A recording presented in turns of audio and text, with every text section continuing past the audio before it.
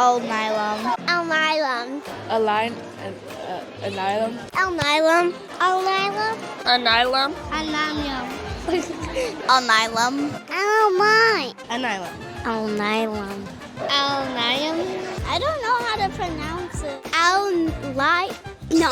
Alnylum. Alnylum. Alnylum. Alnylum. Kind of. She has a lot of fun. Manages project portfolios. She is the head of HR Human Resources. I kind of forgot.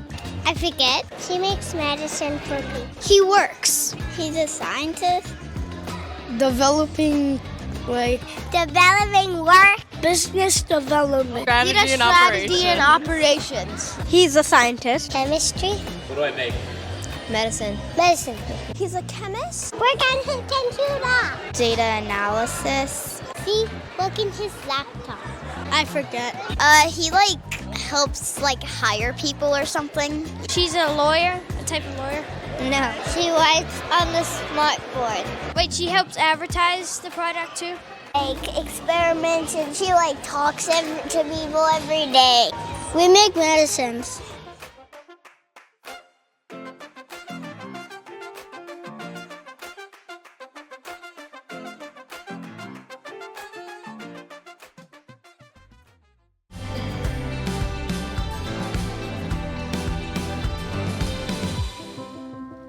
It's a hard thing. It really takes your measure to be a part-time physician. That's not a job you want to do anything less than your absolute best. But one of the things that I think lets me do science better is because I'm a physician.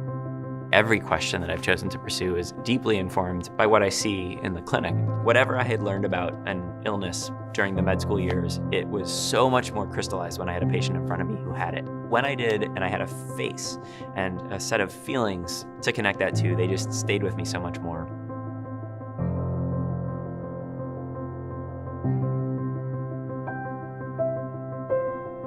I lead a lab that's now 8 people, and we study antibiotic resistance and sepsis. We study both mechanisms of antibiotic resistance. We try to develop molecular diagnostics and apply them to patient samples for antibiotic-resistant bacteria. And we study the immune dysregulation that occurs in patients with sepsis. I grew up in the Chicago area. I was born in the western suburbs, a town called Naperville, Illinois. My parents were both scientists, and so I'd often go into my mom's lab. I was mostly bouncing a tennis ball off the walls or doing whatever reading I could do, but I do remember getting the sort of energy of the lab. I don't think it was until junior year in college that I first heard that MD PhD programs even existed. Pretty much as soon as I heard that, I thought, well, that's it. That's what I want to do. Towards the end of my residency, I had a decision to make about where to do fellowship.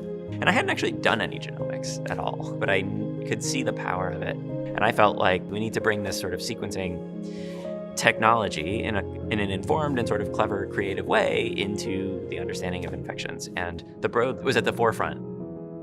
I connected with Deb Hung, who was a core faculty member here at the Broad and eventually my postdoc advisor. And really, it was sitting and chatting with her that got me really excited. We started to drill down into specific projects that could do this in what I thought was a really cool way, not just to understand disease better, but also really to make the full transition from things that we learned at the bench actually affecting patient care. I saw the possibility of that in those conversations. What I've seen of the Broad is absolute cutting-edge technologies, but applied to questions that are really fundamentally important to human health. Our societies have been shaped by infections, and I find that really fascinating, and I find trying to understand that a really interesting thing.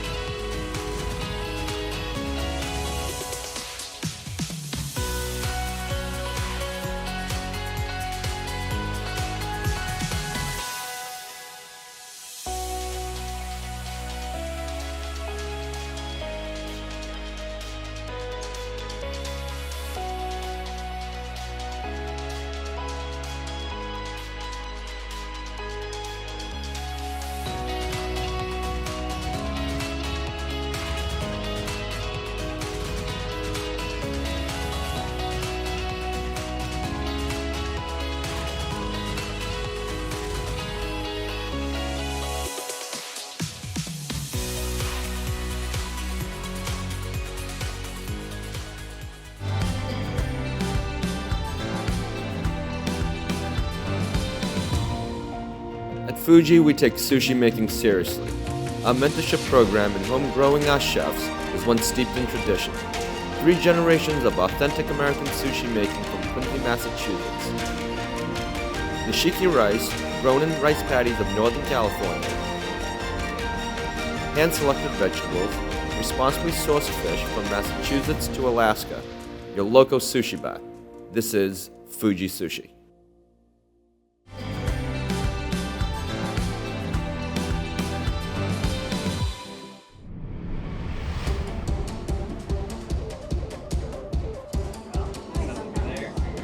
At Lab Central, we see a world where our science and the science of our startups improves patient outcomes and saves lives.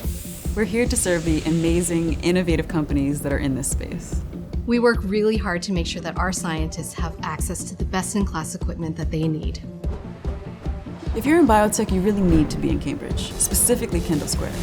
Between Kendall and Central Square, it's a vibe. There's always something going on. Cambridge is one of the world's leading centers for research and innovation. You're not going to find this environment anywhere else. Lab Central is a breath of fresh air. We love color and we love light. It's what brings joy to everyone who walks through our spaces. I actually can't describe how special this community really is. It's fun, it's different. I feel seen as a whole person, and I love watching everyone in action. It's inspiring. We are here to create a safe space for people from all different backgrounds. We really value authenticity, transparency, and a genuine connection. Lab Central's mission has always been about building community and a return on innovation.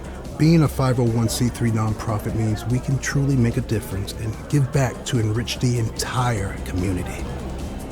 The goal is to be a launchpad for scientific innovation. At Lab Central, we've changed the way that people build biotech companies.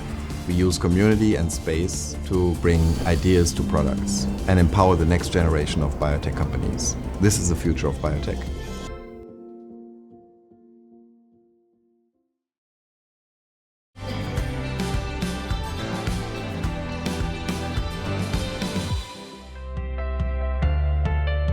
If I didn't have the CIC, collaboration would look really different.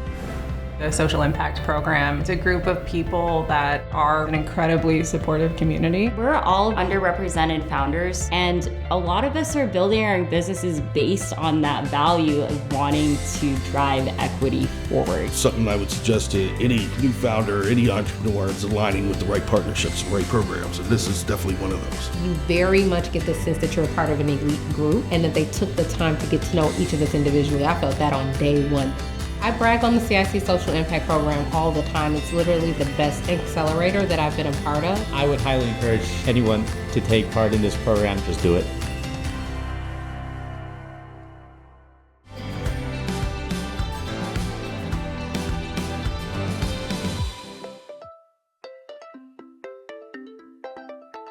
I think that literature unlocks a lot of things within us. Creativity, imagination, empathy for other perspectives. It encourages a quest for knowledge and builds community.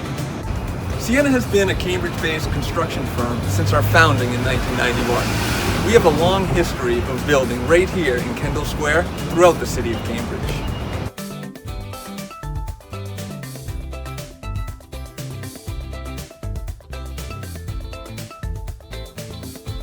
And that's not all we do. When the Kendall Square Association came up with the idea of building little libraries in Kendall Square, they brought together a team to help them bring them into reality. Jacobs was tapped with the design of the 7 library totems. Sienna Construction and Suffolk Construction were tasked with the design assistance and construction of the little libraries. Based on Jacobs' design, Sienna worked through the logistics of fabrication, including aesthetic design, durability, and weatherproofing. We brought in one of our trusted partners, American Contracting, to build an aluminum prototype. We tested and revised the final design. Then, after approval, 7 libraries were built and placed around the Kendall neighborhood. The end result was a library design that was durable and recognizable as a part of the Kendall Square identity. The Little Free Libraries movement creates access for anyone in the community who might need it. You see it in small boxes in front of houses and neighborhoods all across Cambridge, and these KSA kiosks kind of supercharge that and takes the access to the next level. Education and access to learning is a passion of ours.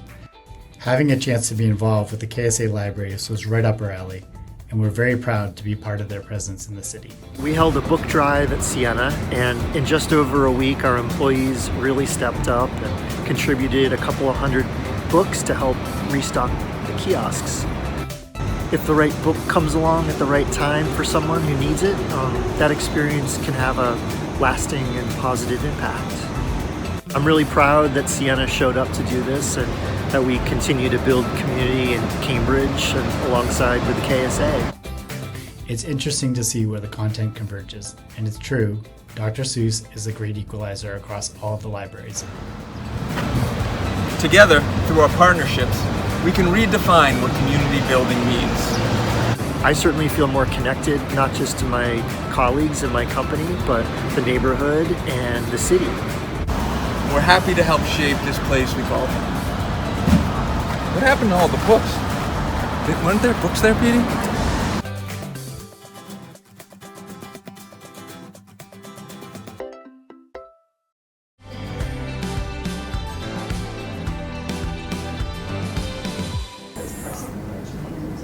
Sweet. The glove is helping him move his fingers, right? It's really cool. Congrats.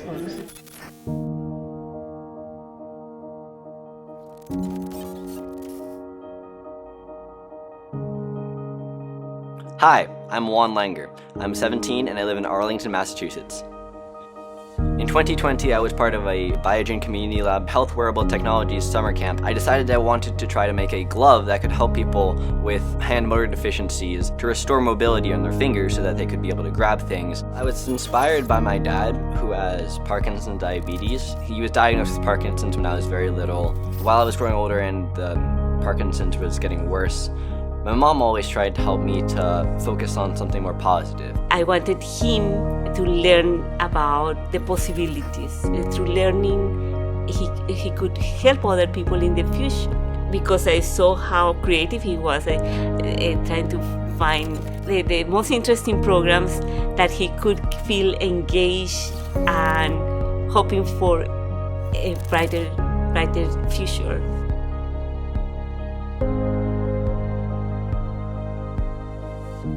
I remember when I was with the Biogen summer program and we were learning about Parkinson's symptoms and all these different things, and it was just suddenly hitting me and resonating like, whoa, that's why he did that, or that's why he exhibited these symptoms, and learning how the progression of Parkinson's just made these certain aspects of life harder and harder just really made me appreciate how hard he worked to make me happy and to care for me even when he could barely care for himself. So when I had the opportunity to be able to create wearable health technologies that could potentially help him back, I was really happy with that. I showed it to him last time I visited him and put it on his hand. He said he was really proud of me.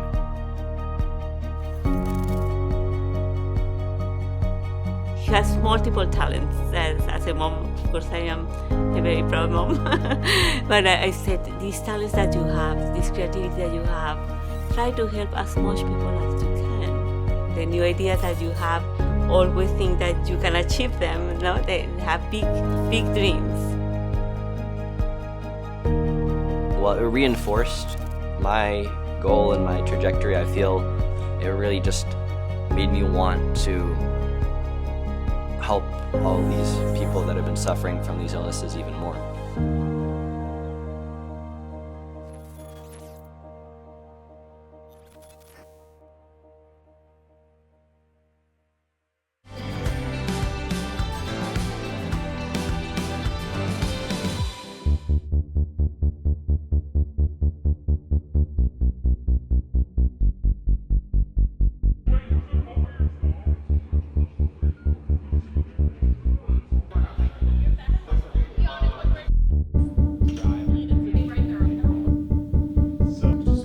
On May 23, 2024, Transforming AI transitioned from an IFP project into a movement when over 150 attendees, including more than 100 of Gen Z's most powerful voices, come together to disrupt the AI landscape, empowering a new generation of socially conscious innovators. Yep, that's about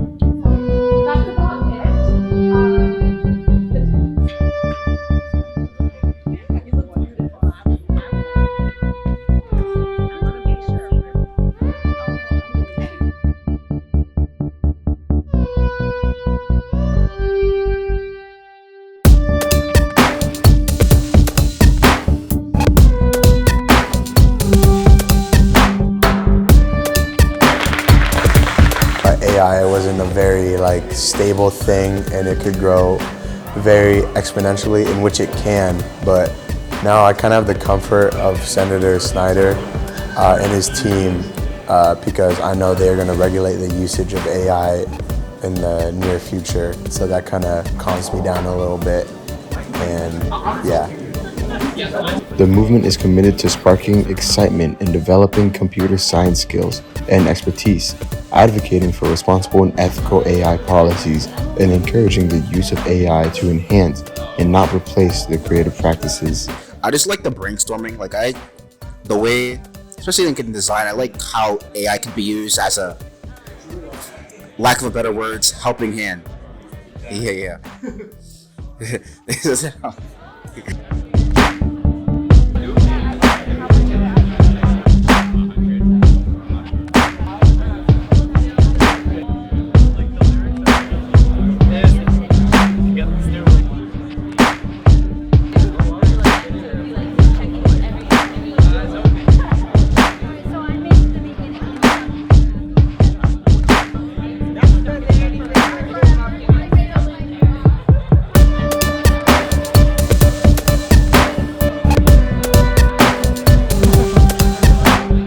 I gained a deeper understanding of it, and I think that really helped me understand what the impacts of AI had and how much people, and especially our generation, can work to alleviate those negative effects.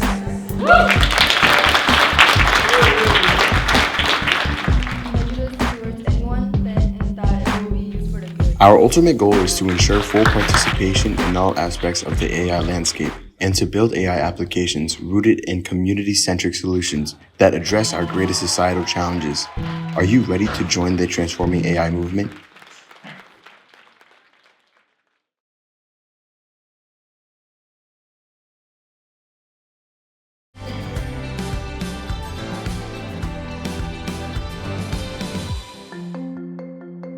The Reagan Institute actually started as an experiment.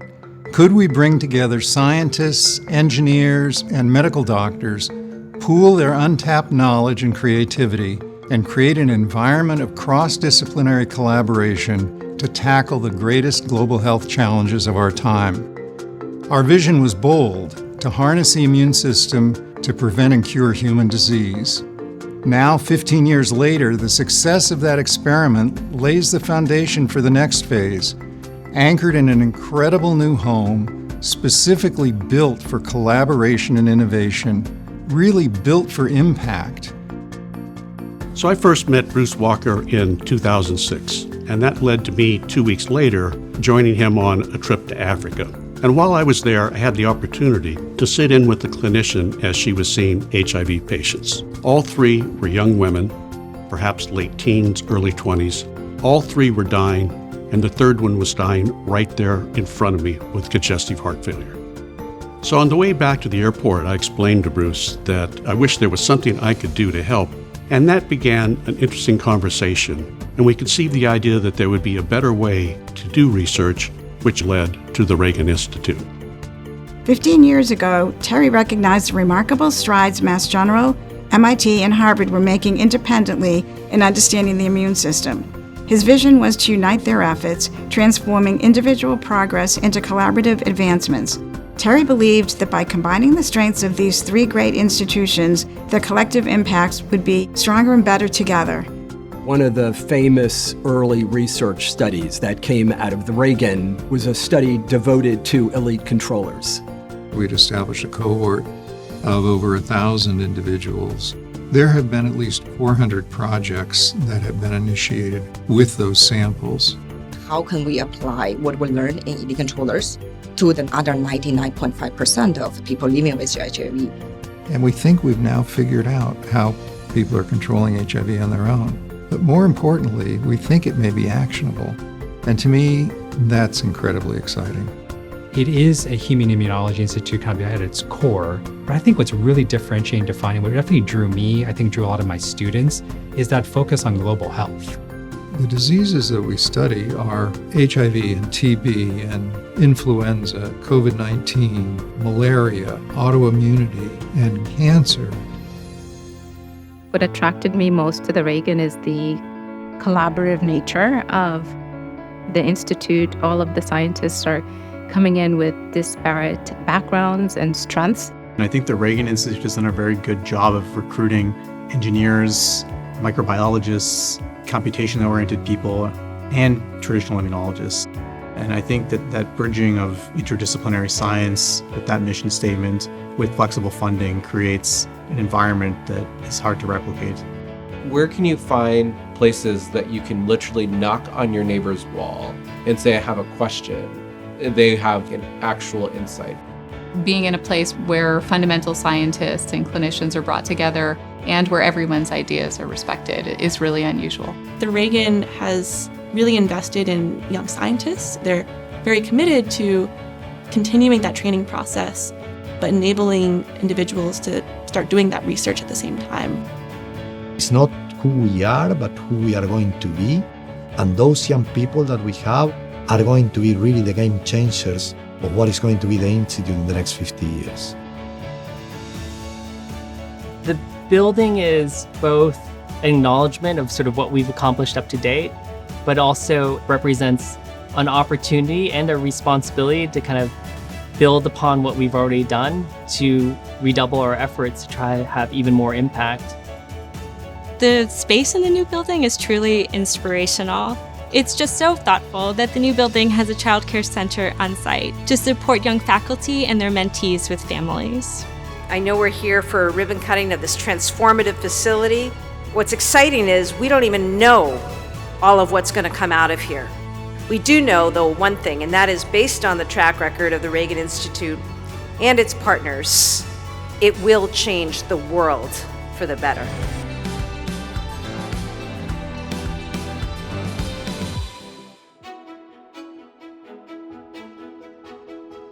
At Perscolis, access is everything.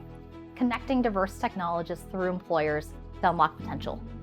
For over 5 years, Perscolis Greater Boston has advanced economic mobility through no-cost technical skills training. Nearly 1,000 adults have launched careers in IT support, cybersecurity, software engineering, and AWS cloud. Perscolis graduates are technically skilled, collaborative, and are strong communicators. Of course we hire Perscolis graduates. And we also participate in the curriculum to prepare learners for roles that we need to fill today and tomorrow. This partnership enables us to make strong matches, to fill roles fast without compromising. In an industry that has historically lacked diversity, Perscolis is changing the face of tech in Greater Boston.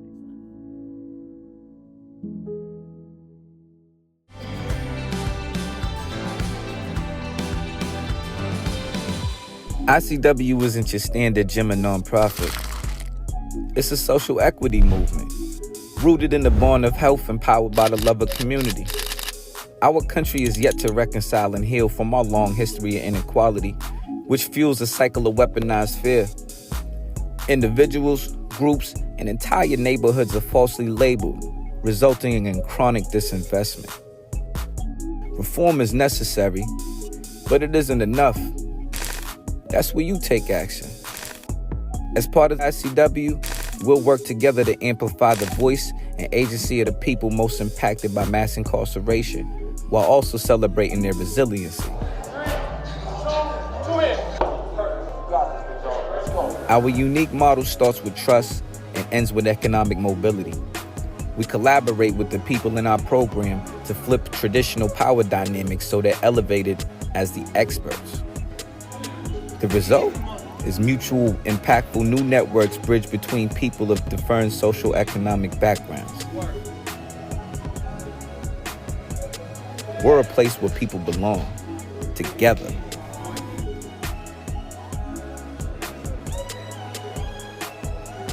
Are you with us? Start training now.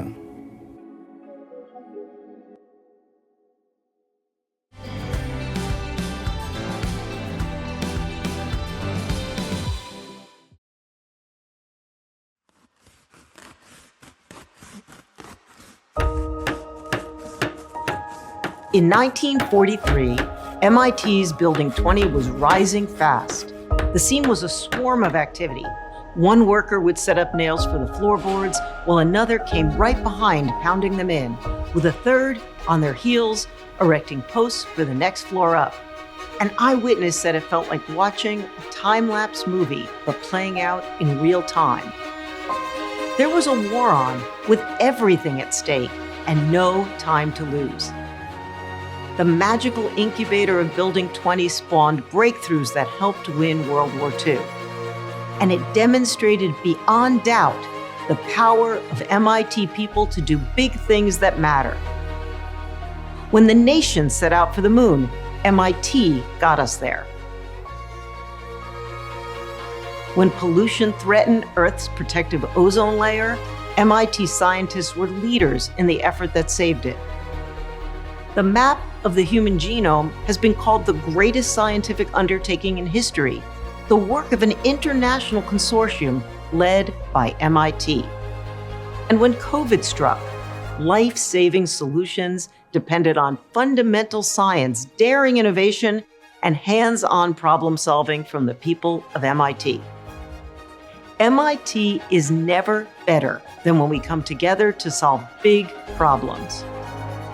I'm Sally Kornbluth, president of MIT, and I invite you to join in MIT's most ambitious project yet, the problem of our overheating planet, our home. By uniting our strengths, we can achieve things that none of us could do alone. So let's roll up our sleeves, grab our shovels, and break new ground together.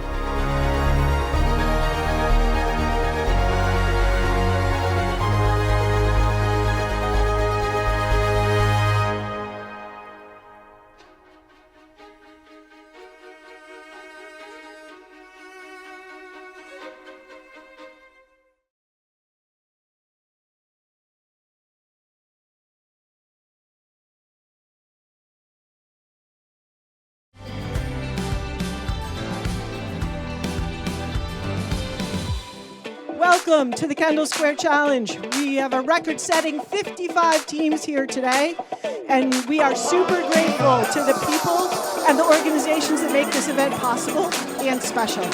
So is everybody ready to compete and collaborate?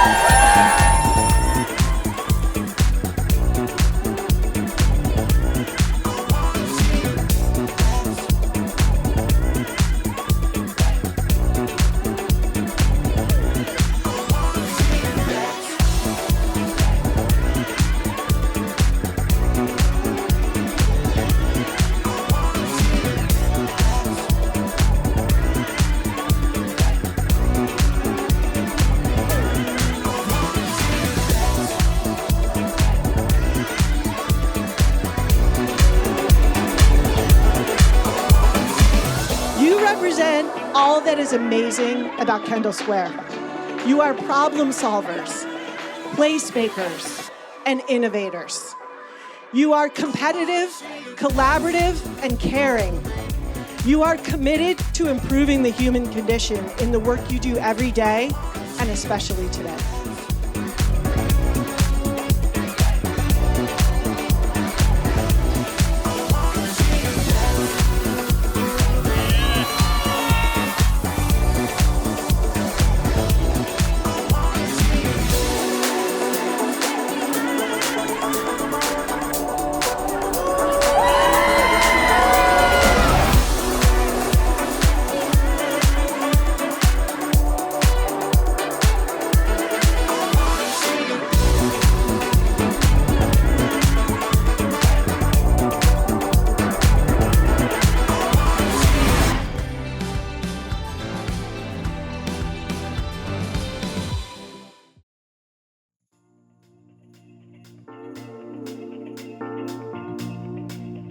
My name is Steph Kim, and I am the Senior Manager of the Scale Up Lab at Amgen. And I've known Margaret for several years now. My first instance being when she was the Vice President for the Manufacturing and Clinical Supply Organization. Over the years, I've been really fortunate to observe Margaret inspire different organizations because she's such a people-centric leader. She takes the time to recognize the success of the team while also recognizing the challenges and removing those roadblocks in order for us to succeed. My name's Jerry Murray. I'm the Senior Vice President of Process Development at Amgen. I first met Margaret Fall 18 years ago here at the Thousand Oaks campus. It's been such a pleasure working with Margaret. She's an inspiration and just really a ball of fire. A lot of energy. When I think of Margaret, this is the most organized person I've ever met in my life. Well, Margaret's a mentor to lots of people around the campus through her sponsorship and leadership on the EWOC, which is Women in Organic Chemistry. She's widely respected across the organic chemistry as well as scientific disciplines in general. She's an editor on many prestigious journals. She's a real champion of sustainability, and she leads the overall sustainable culture within process development. The Green Chemistry Initiative, getting rid of waste, organic solvents, and the result of that work is she's been awarded the Green Chemistry Award by the Environmental Protection Agency. My name is Beth O'Neill Maloney, and I'm the Executive Director of the Kendall Square Association. I first met Margaret Fall shortly after she became the site head here at Amgen in Kendall Square. So before I even met Margaret, I learned about her commitment to advancing science, and she's done that through collaboration with scientists across the country and even around the globe in a way that's really remarkable. Margaret is also incredibly committed to advancing people, and particularly women, in chemistry. She, I believe, is the first person I have met that has an award named after her. One of the things that really struck me about Margaret is that she's a very caring person and she's very connected to her environment. I'm really gratified to see that the Chamber of Commerce is recognizing Margaret Fall as an Inspire Award winner. So congratulations, Margaret. Well deserved.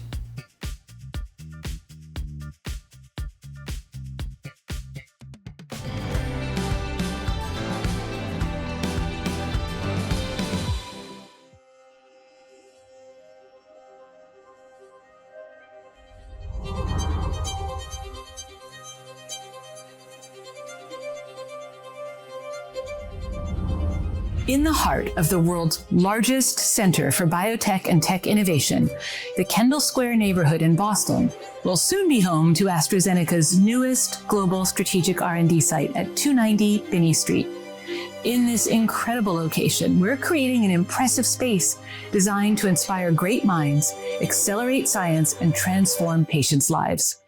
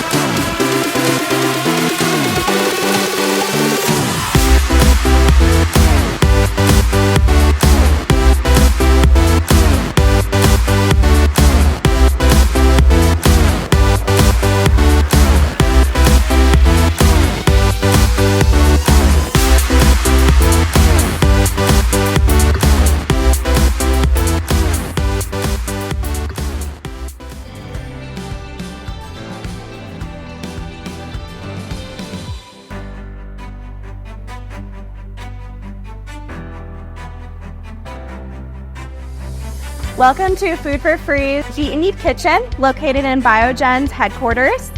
Here we make heat and eat meals, which are individual frozen meals made up of recovered food that are then given to food insecure students in Eastern Massachusetts. Through innovative partnership with organizations like Biogen, we rescue perfectly good food and turn them into over 600 heat and eat meals per week. Frozen heat and eat meals are distributed to community college students across Boston to support their success in their education. Together, we're reducing food waste and increasing food security, one meal at a time.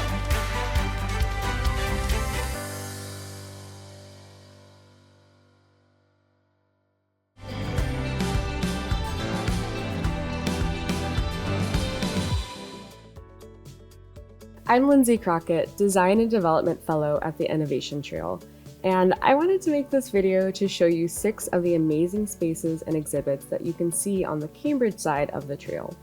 All of them are free, though some have limited hours.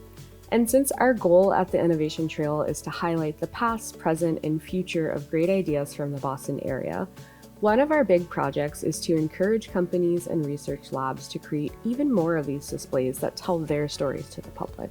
Here are 6 you can visit today. 700 Main Street today is home to the life sciences hub, Lab Central. The nonprofit enables the rapid development of early to mid-stage biotech companies to test out and nurture their ideas by reducing the operational costs associated with managing expensive lab spaces. But this address has been witness to numerous technological breakthroughs. It was home to the first company making railroad cars in America, a demonstration site for Alexander Graham Bell's telephone, Edwin Land's private R&D lab at Polaroid, and the invention of the Stilson wrench, a tool that most of us still have in our toolbox. In 2023, Lab Central opened this new lobby exhibit to showcase all of those stories. The Broad Institute, a collaboration between MIT and Harvard, seeks to better understand the roots of disease. Their ground floor Broad Discovery Center is an interactive public educational space that showcases the incredible work being done there, both presently and in the past, including a lightning speed effort to scale up COVID testing during the pandemic. The Broad Discovery Center opened in October 2022. It's part of many Innovation Trail tours, and it's also a spot where visitors can pick up printed Innovation Trail maps. Just across the street at 500 Main Street are the Koch Institute galleries.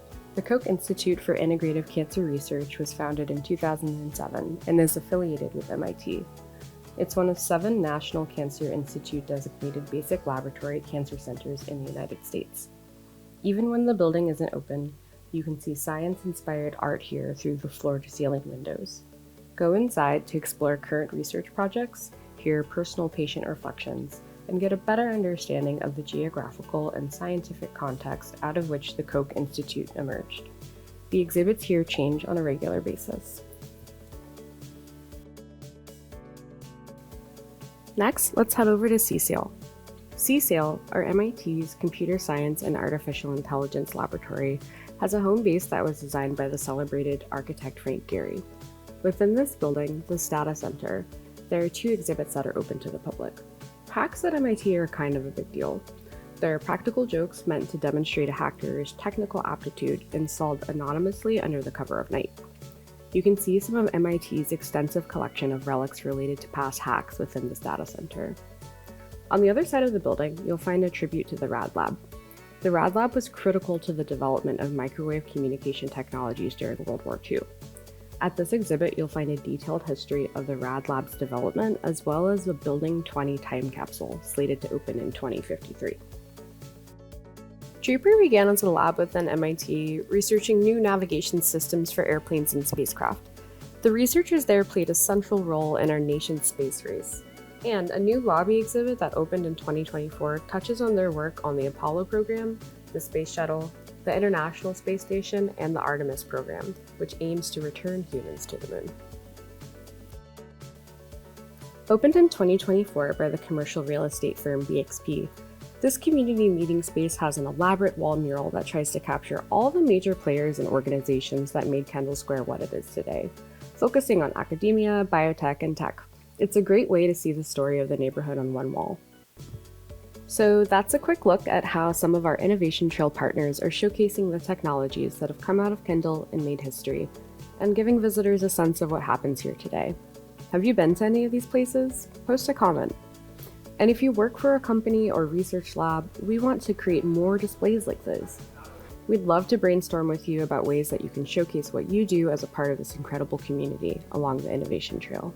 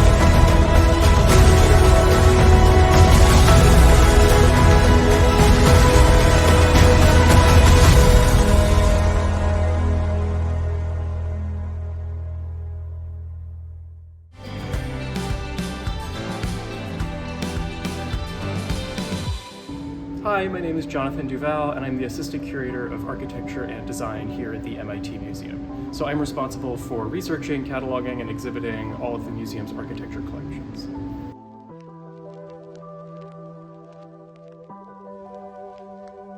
This is my first exhibition since joining the MIT Museum a few years ago. The focus of the collections team has been moving the collections to a new offsite facility for the past few years. So that's been taking up a lot of our time. So I'm really excited to have had the time to curate this small exhibition. It's the first time that an exhibition dedicated to the architecture collection is on view here at the new MIT Museum in Kendall Square.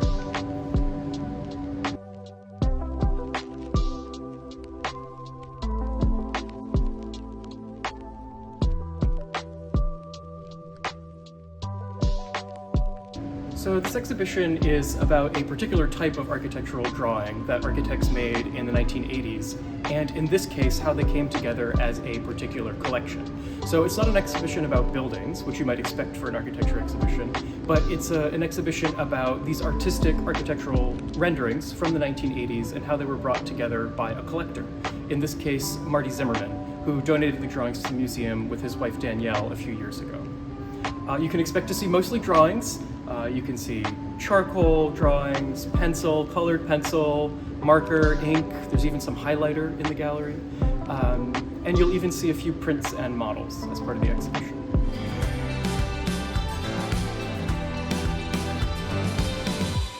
From Kendall Square to the world, Technology Exchange Lab champions high-impact technologies that significantly alleviate poverty and improve lives.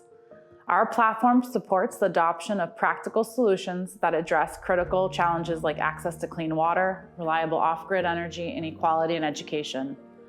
Partnering with community-based organizations, we co-design projects that provide tailored, impactful solutions to the communities that need them most. We are trying to help people out of poverty and into happier lives. The hundreds of solutions in our database contribute actively to reduction of global warming. The climate question, the sustainability question, is one that is absolutely at the core of our mission. We are very proud of our impact. We've reached over 140 countries.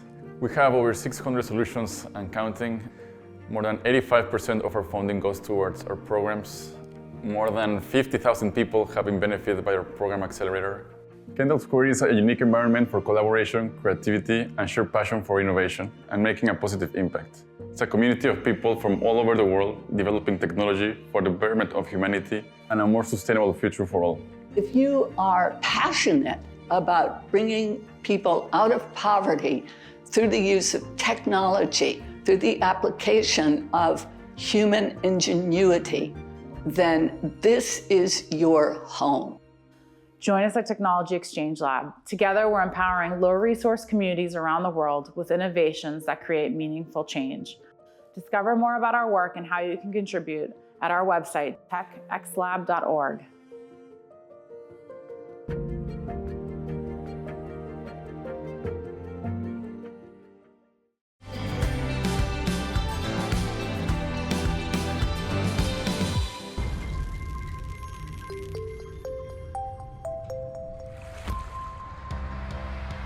Hello everyone, my name is JC Buell. I'm the Executive Director of Tutoring Plus of Cambridge. We are seeking to ask the question, what will return students to pre-pandemic levels of academic success? We believe it's our year-long, intensive, one-on-one mentoring and tutoring program here at Tutoring Plus, and we're honored to invite you to watch a day in the life of our program.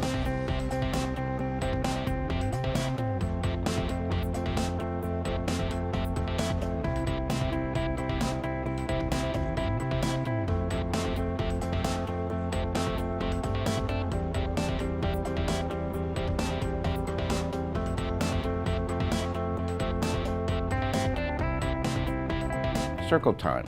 Circle Time is created to build a sense of community amongst the students. They sit in chairs in a circle, led by a facilitator. Circle Time has provided an opportunity to build a sense of community amongst the students, to coach students around social and emotional issues, learning, growth. It's a time to cool down from the day and transition and prepare for tutoring. Most important, the curriculum is designed with open-ended questions which promote discussion and gives staff an opportunity to observe the students. The importance of respect, kindness, doing the best that you can, being the best that you can, asking for what you need, and also an opportunity to connect with an adult who's not their teacher or their parent. Maybe trust them to discuss sensitive issues which could come up, could be racial, could be social media. It's a wonderful part of Tutoring Plus, other than the tutoring, which of course is the most important part. All our programs are free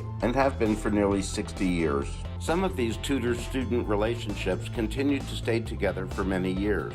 I know of one in particular who met his student in 4th grade and continued tutoring with him until he went off to college. By providing a structured environment for volunteers and students, we continue to see academic improvement through our program, helping students understand and realize the importance of having a good education, seeing them take pride in their achievements. We provide the young people in our community a safe place to come, to learn, have a snack, and be with a trusted adult who can mentor them academically and personally through these important years. My favorite part is either the activities we do before our tutors come, or like when we're with our tutors. When the tutors come in and we all just hang out with the tutors and we have fun.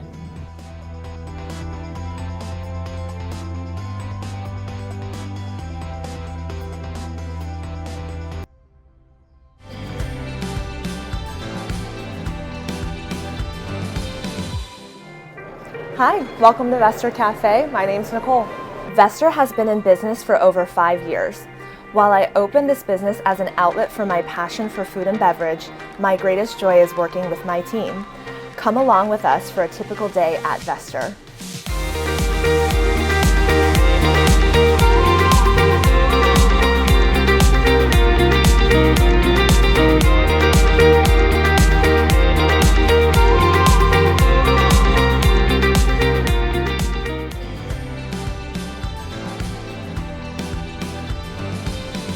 All these plants I inherited from someone who lived in a basement.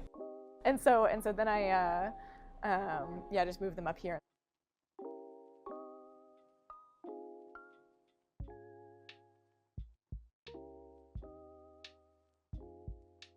A typical day for me, I get up pretty early. If I have time, I'll go for a run. I've run all through grad school, and then more recently I've gotten into marathons. I ran my first marathon this past fall, and now I'm gearing up to run another one in August. Right now, I'm just kind of following the training program for that, and so I kind of incorporate that into my day-to-day, by usually just going on, one of the training runs in the morning, and then that allows me to clear my head for the rest of the day. I'll usually spend a decent amount of the morning doing more like bioinformatics work and just have like a nice kind of quiet, solid morning. The Gehring Lab is interested in epigenetic control of seed development, and we're particularly interested in how this specialized tissue within the seed called the endosperm controls seed development.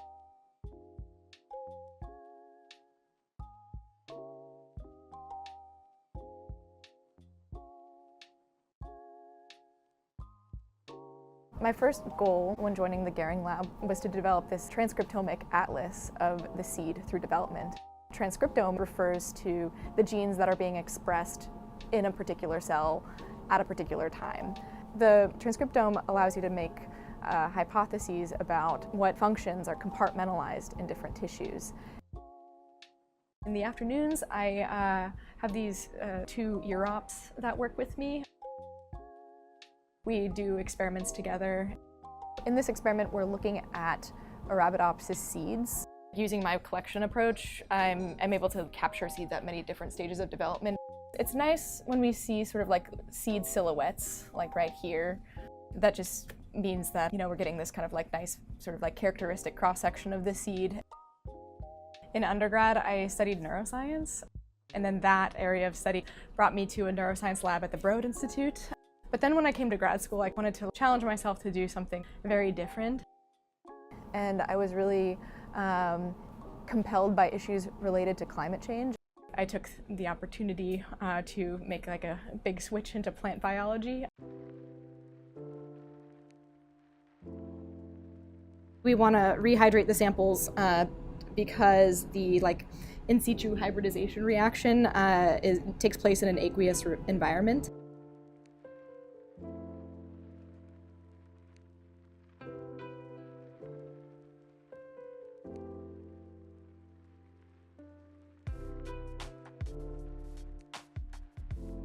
We're just taking the samples basically out of methanol and gradually putting them into a buffer that is completely aqueous. Now that I've exchanged the buffer, I'm just going to put the samples on like a gentle rocker, and then they'll sit for 5 minutes before the next change. I should have enough time on Friday that we can do the first pass of imaging. So that's something to look forward to. Hopefully some of the things that we learn in my project and in the Gehring Lab projects can maybe inform crop improvements, and so we can maybe generate more efficient crops which will support a growing population and will potentially provide some resilience.